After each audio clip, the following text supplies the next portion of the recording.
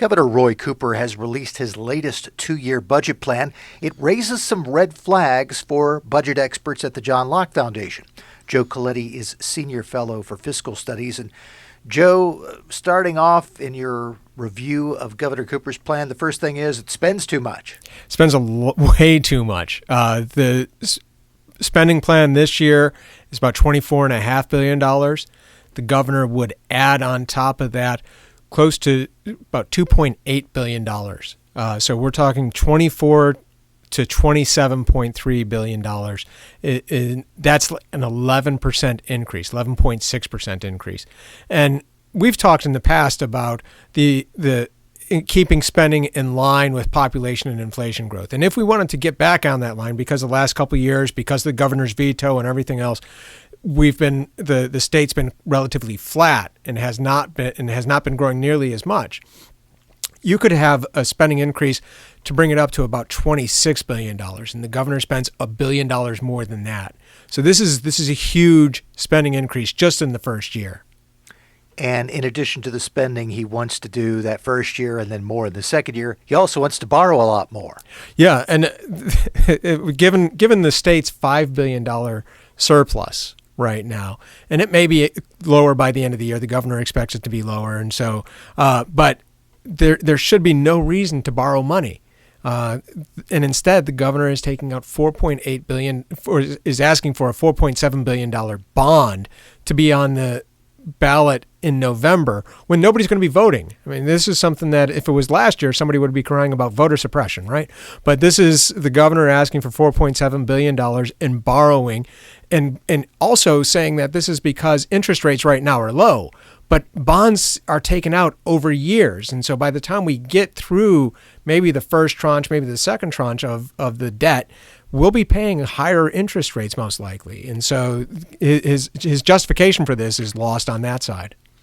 Now, he doesn't propose any tax increases, but there are a couple of things in there that he describes as tax cuts, and you have concerns about both of them. Right. The first one is the Earned Income Tax Credit, which is something North Carolina has had in the past. At the federal level, people say it's one of the best welfare policies that we have, but it's still rife with a lot of overpayments and it's very complicated at the federal level, and the North Carolina version would be a 5% of that federal amount.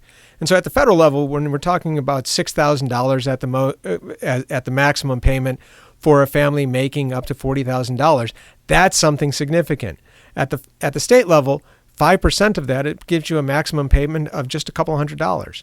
So it's not going to be anything that moves anybody above poverty and keeps all the complication, keeps all of the potential problems, and also 90% of the payments in North Carolina of the value of the Earned Income Tax Credit have been refunds and has not been a reduction in tax benefit in tax burden. So this is basically another welfare program of payments to people instead of lower tax payments from people to the government.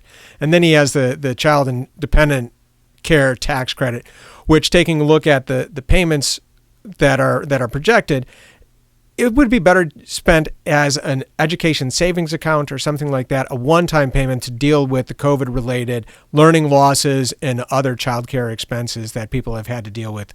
Because the payment for that, the bulk of that one is in the first year, $200 million. In the second year, it's closer to $80 or $90 million.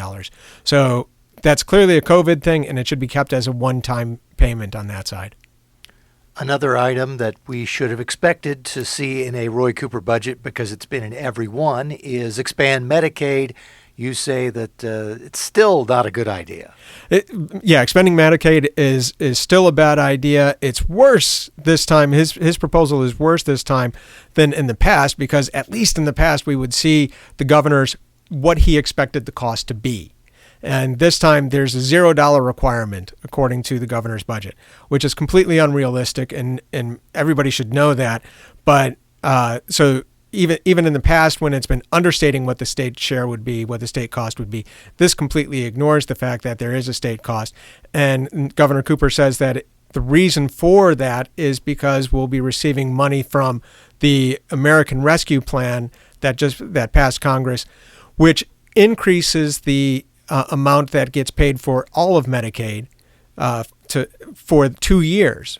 But if we're relying on that 2-year program, that means that there's a $1.2 billion or more cost coming in when that money expires. All right, let's turn back to one of the major pieces in the spending increase, and that is on education. You had some issues about the overall size of that increase and the fact that the governor leaves out a very popular program. Right. So the budget on education is going to increase by $1.1 billion just for the Department of Public Instruction. And so that's a massive increase on that side, more than the 11% that is overall. Just about all of that money is going to teacher pay.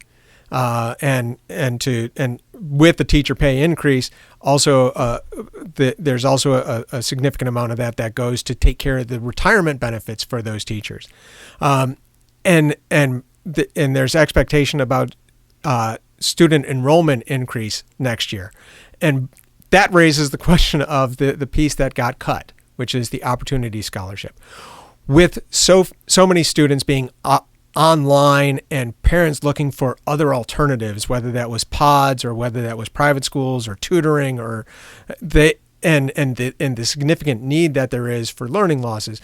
The Opportunity Scholarship is a much better way that takes care of poor students to be able to go to a school that meets their needs, a private school, and provides one more choice for them, in addition to the existing charter schools and the education savings accounts for a small number of students as well.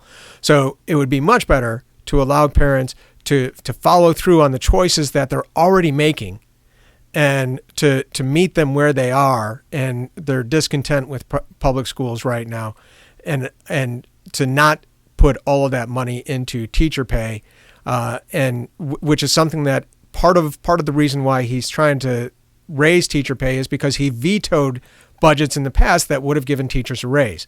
So trying to make up for his past mistakes by providing more money on that side and leaving parents and students actually in more of a lurch than they were before. There are plenty more elements of the budget. You'll be writing about them in the days and weeks ahead. But one thing I do want to touch base with you on before we wrap this up is this is a document that now heads to the General Assembly. As state lawmakers move forward with their budget plans, what do you hope they're going to do with the governor's proposal?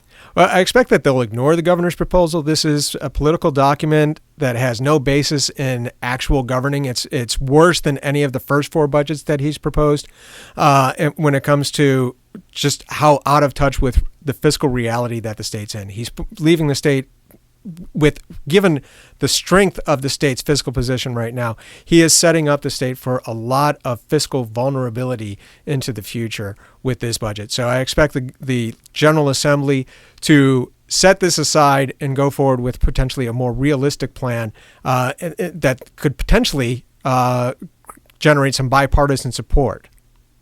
As North Carolina's state budget debate moves forward, we'll be chatting again with Joe Coletti. He is Senior Fellow in Fiscal Studies for the John Locke Foundation. Thanks, Joe. Thank you, Mitch.